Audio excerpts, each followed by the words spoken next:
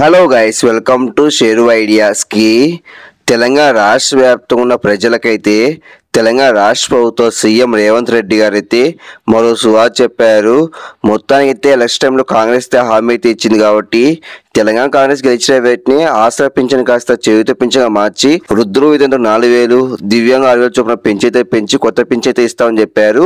ఇప్పుడు తెలంగాణ కాంగ్రెస్ అధికారం వచ్చి సంవత్సరాలు పూర్తి అయిపోయినా ఇంకా పెంచి కొత్త పింఛన్ అయితే ఇవ్వలేసి వృద్ధులు, వితంతులు, దివ్యాంగులు, ప్రతిపక్ష నాయకులు విమర్శ అయితే చేస్తున్నారు కాబట్టి రాష్ట్ర ప్రభుత్వం మీద. ఈ నేపథ్యంలో తెలంగాణ రాష్ట్ర ప్రభుత్వ సీఎం రేవంత్ రెడ్డి గారు అయితే ఇప్పుడైతే పెంచి కొత్త పింఛన్ అయితే ఇవ్వబోతున్నారు.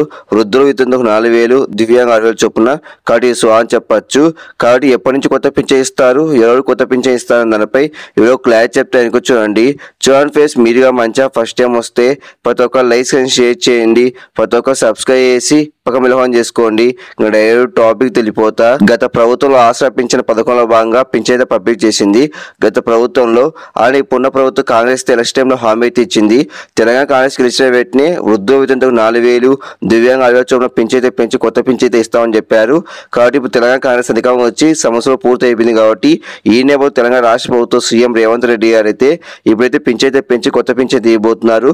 కాబట్టి అని చెప్పచ్చు. ఇప్పటికే రాష్ట్ర వ్యాప్తంగా అధికారులు అయితే ఇంటింటి సర్వే చేసి ఆ నివేదిక మొత్తం సీఎంకే సమర్పించారు. సీఎం రేవంత్ రెడ్డి గారు అయితే ఆ నివేదిక మొత్తం పరిశీలించి మొత్తం అయితే ఆసరా పింఛన్ కాస్త చేయుత పింఛన్గా మార్చి వృద్ధులు వితంతులకు 4,000, దివ్యాంగ 6,000 చొప్పున పెంచి కొత్త పింఛన్ తీయబోతున్నారు.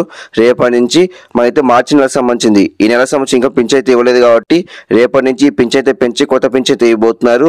కొంతమందికి అధికారులు అయితే ఇంటి దగ్గర వచ్చి పింఛన్ అయితే ఇస్తారంటే కొత్త పింఛను, కొంతమందికి అధికారులు అయితే బ్యాంకులో జమ చేస్తారంటే కొత్త పింఛను. మొత్తం అయితే మీ ఆధార్ కార్డు రెడీ చేసుకోండి. మొత్తం అయితే రేపటి నుంచి కొత్త పింఛన్ అయితే ఇవ్వబోతున్నారు. మార్చి నెల సంబంధించింది. చాలా మంది ప్రజలకు ఈ విషయం తెలియదు కాబట్టి ప్రతి ఒక్క లైక్ అండ్ షేర్ చేయండి, ప్రతి ఒక్క సబ్స్క్రైబ్ చేసి పక్క మిలహం చేసుకోండి. Thank you for watching.